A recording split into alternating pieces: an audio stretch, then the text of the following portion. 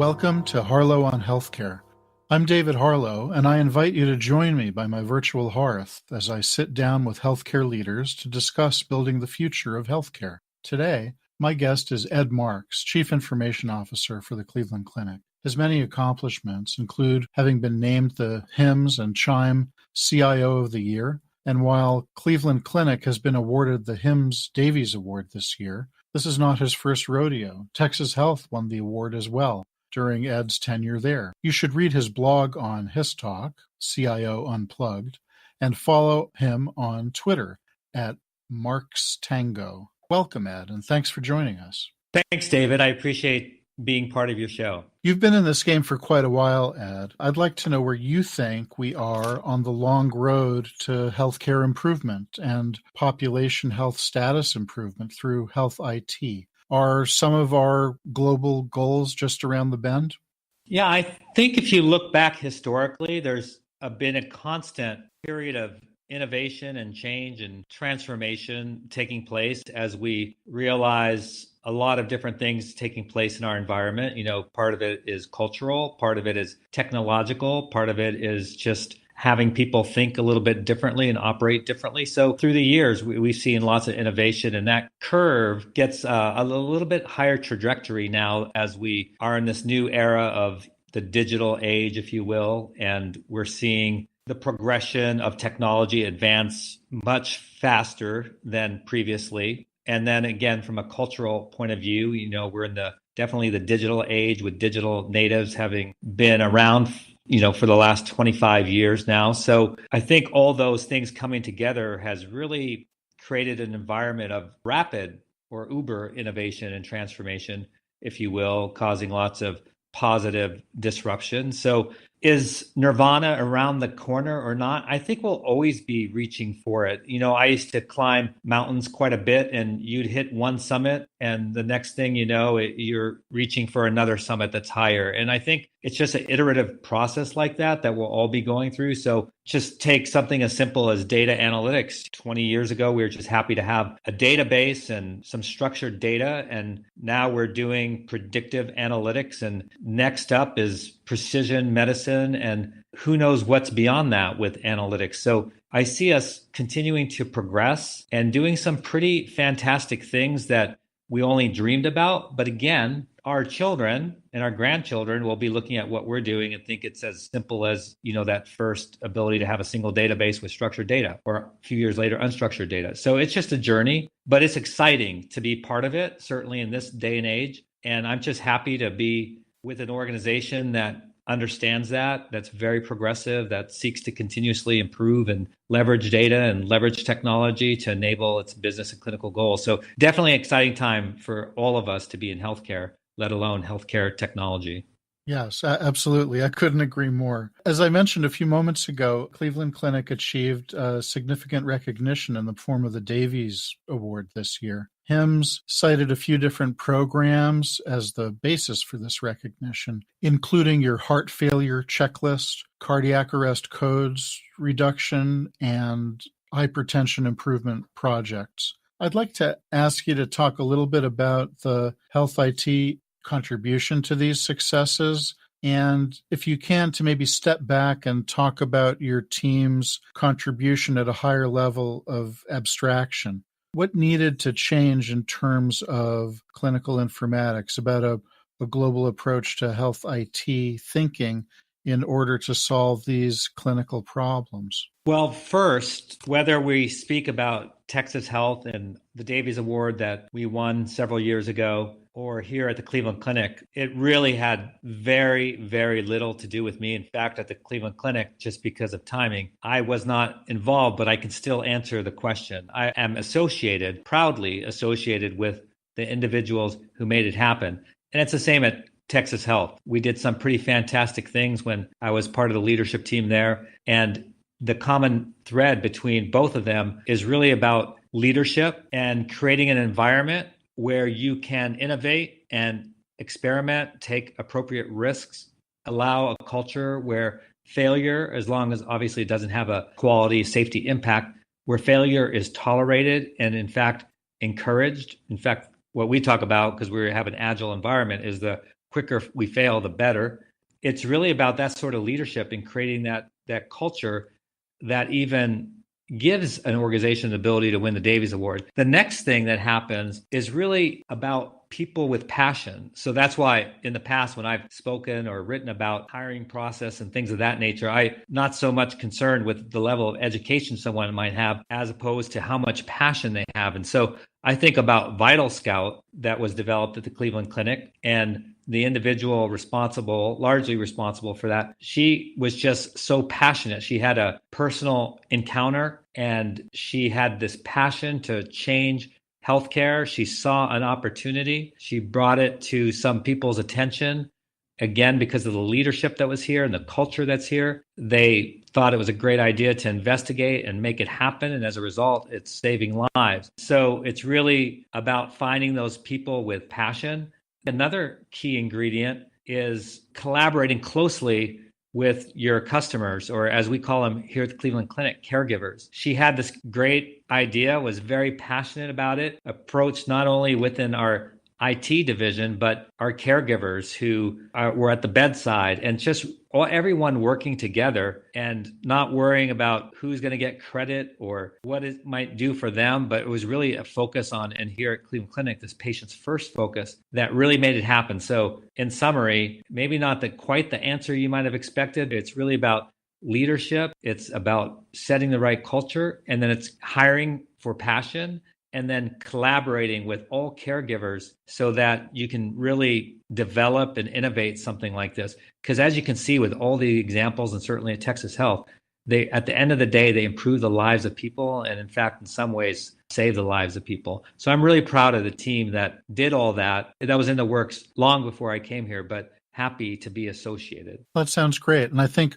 what you're saying rings true to me in terms of a broader set of observations about health IT. I mean, many people think of these as purely technical problems, but they really are cultural problems. It's about sharing. It's about collaboration. It's about achieving in a way that organizations or departments or individuals haven't been able to in the past. And the IT is just a tool to use along the way, but there are many other components, as you've described. That really resonates for me. You mentioned mountain climbing, and I know you're a competitive athlete and compete in duathlons and triathlons at a pretty high level, including the TeamUSA duathlon. I'm a cyclist. I've done my share of century rides over the years, but I'm not certainly riding at that level. I'm wondering if athletic competition is a complete escape from the working day for you, or do you bring something back from race day to the work day in the office? Well, congratulations on century rides. That is pretty impressive for anyone to go 100 miles or 100K on two thin wheels. So it doesn't matter whether you're a competitive athlete or not. The fact that Thanks, I love it. Yeah, it's great. So I think for me, it's both, but I will tell you how it resonates with me in the workplace. You know, we talk a lot about analytics, and the buzzword I think is sort of past, but big data, and before that, business intelligence. And now it's about AI. But as I was sort of formulating my own thoughts about it, I understood the power of data, certainly, but I wasn't necessarily a huge believer. In 2014 or 15, I got a coach for the first time for my athletic endeavors. I was taking it up to the next level. I had made TeamUSA, and which was sort of it was earned. I had to compete for it, but in my mind, it was a little bit of a fluke, and I didn't want to embarrass myself on the international stage at the World Championships. So through TeamUSA, I was given a coach, and she was extremely data-driven. So on our first meeting, we did tons of baseline data measurements. There was probably 7 or 8 key metrics that she took baselines of, and then based on where I was in my training, she would continuously make adjustments, but it was on data. So I did data downloads every day, and she would make training adjustments every day as a result. And then they were even able to do predictive analytics, which said you can, based on all of your physiological aspects, you can run X marathon or X time for a half marathon.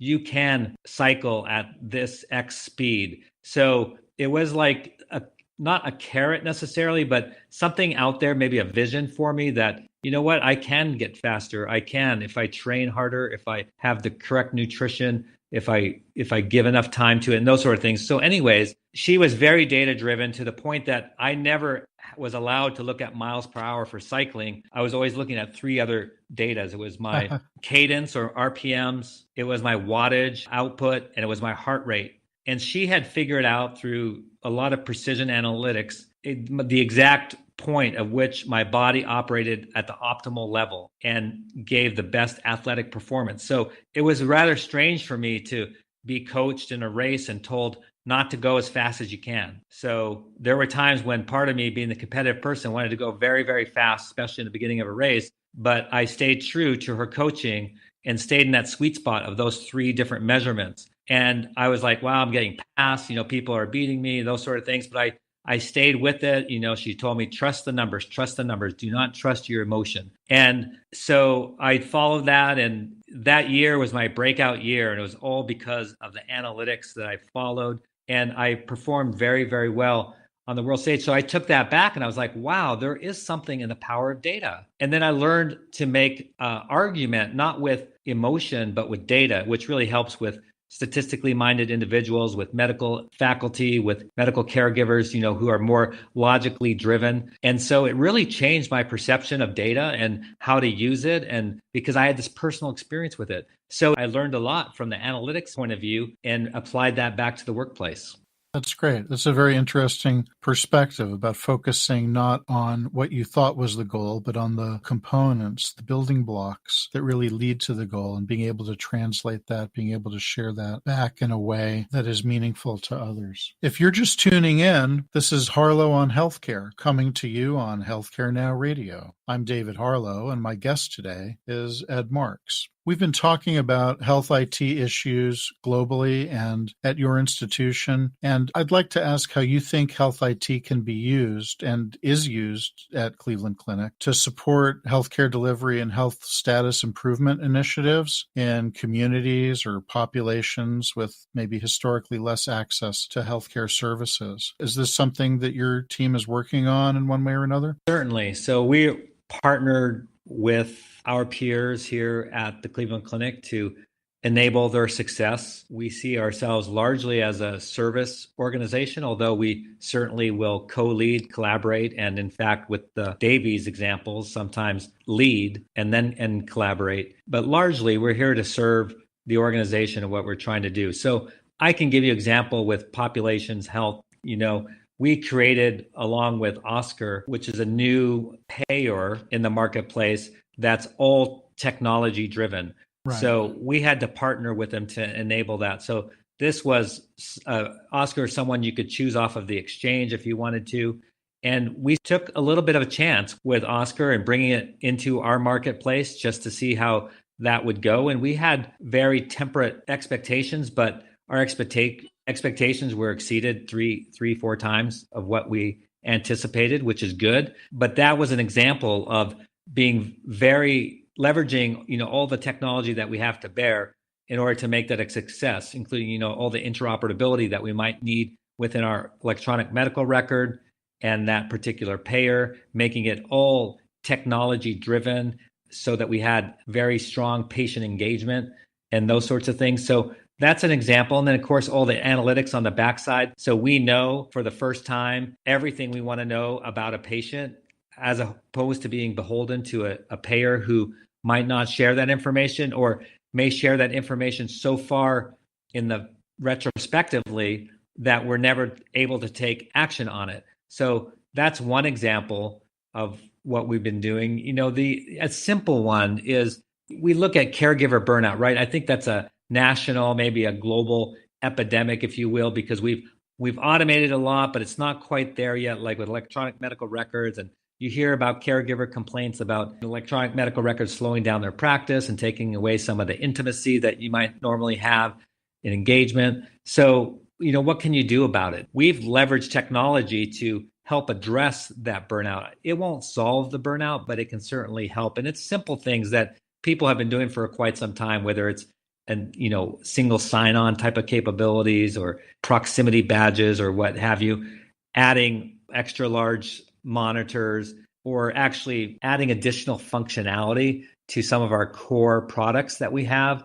for our caregivers that just reduce the amount of clicks that they need to make when taking care of a patient. So there's lots of little things that we do. In fact, in one of our approaches, so we address caregiver burnout very seriously.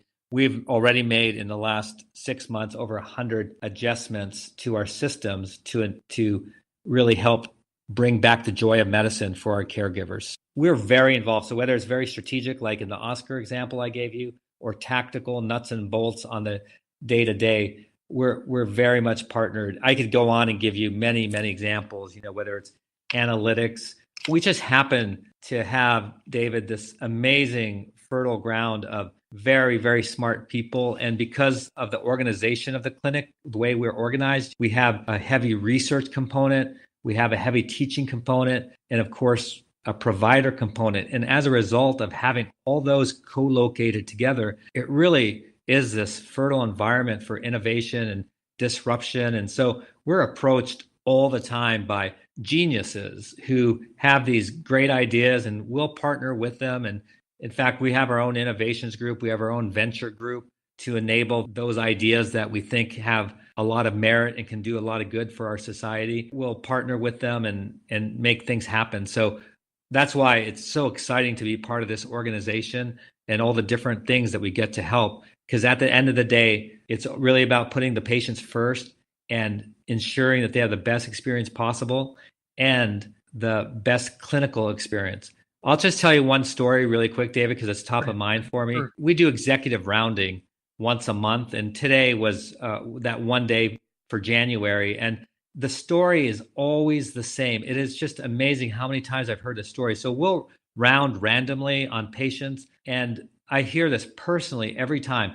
There'll be someone who's come from either outside of the country or far away in the United States who came here because they knew that the care here was so superior. And I'm not saying that other organizations aren't the same, but I'm telling you, there's something about this place that people come to get healed up. And I think part of it, again, going back to my original point, is the fact that we've got research right here where we can shrink the bench to bedside time dramatically. And we've got education here. And the three just all melded together, it really makes for a very sacred place where, we're able to leverage technology and innovate to benefit the patient. I hear the genuine excitement in your voice when talking about this, and that's very encouraging.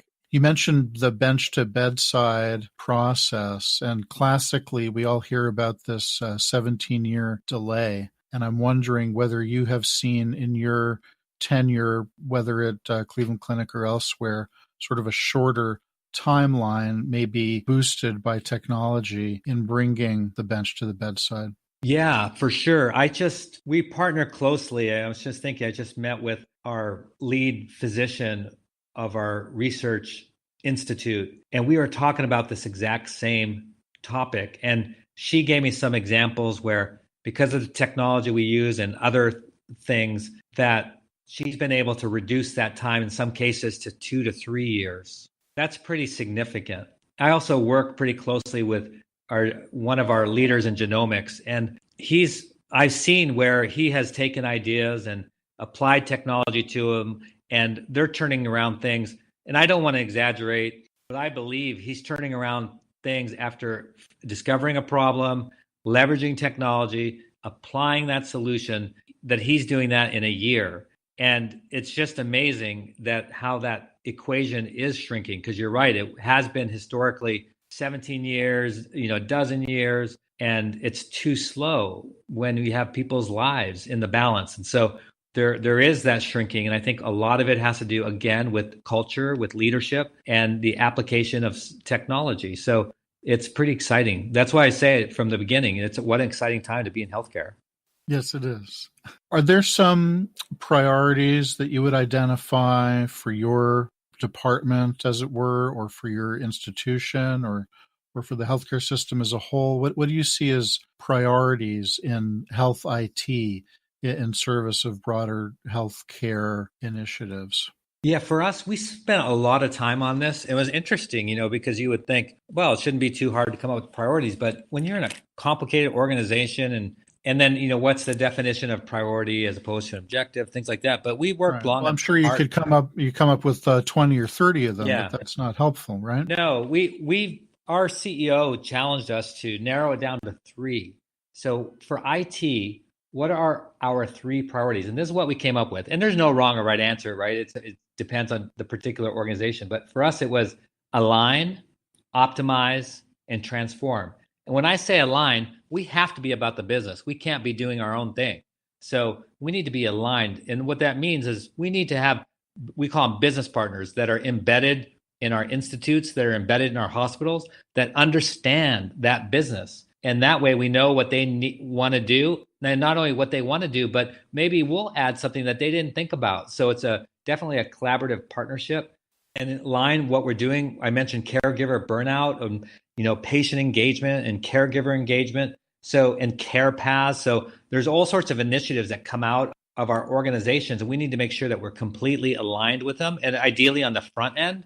Sometimes, it's you're side to side or on the back end, but here we're really striving to be on the front end, and that's what I mean by alignment. Then optimize, you always have to look at yourself. It's easy to look at others and maybe point flaws, but we like to look at ourselves in IT and we think, how can we get better? And so when we think about that, we look at our governance. How can we improve our governance, our project management office, kind of fundamental things, but also we want to become a high reliability organization. That's one of the foundational goals of our organization in 2018 is high reliability. So we need to own that ourselves. So how do we make sure we maximize uptime, that we, don't have any downtime, those sort of things. And then finally, we have to be good stewards. So how do we lower costs while increasing the quality of service? That's always the conundrum. And I think it can be done. I've been in organizations where we've been successful doing that before. And I think we'll be successful doing that here too. So increase value by lowering costs and increasing service. So those are sort of the optimized things that we need to do. And everyone should be doing that. And again, there'll be some unique things. And then we want to transform. And what I'm talking about there is really the transformation from sort of a legacy IT to a digital platform. And so what that means to me, if you really break it down, there's no magic behind the word digital.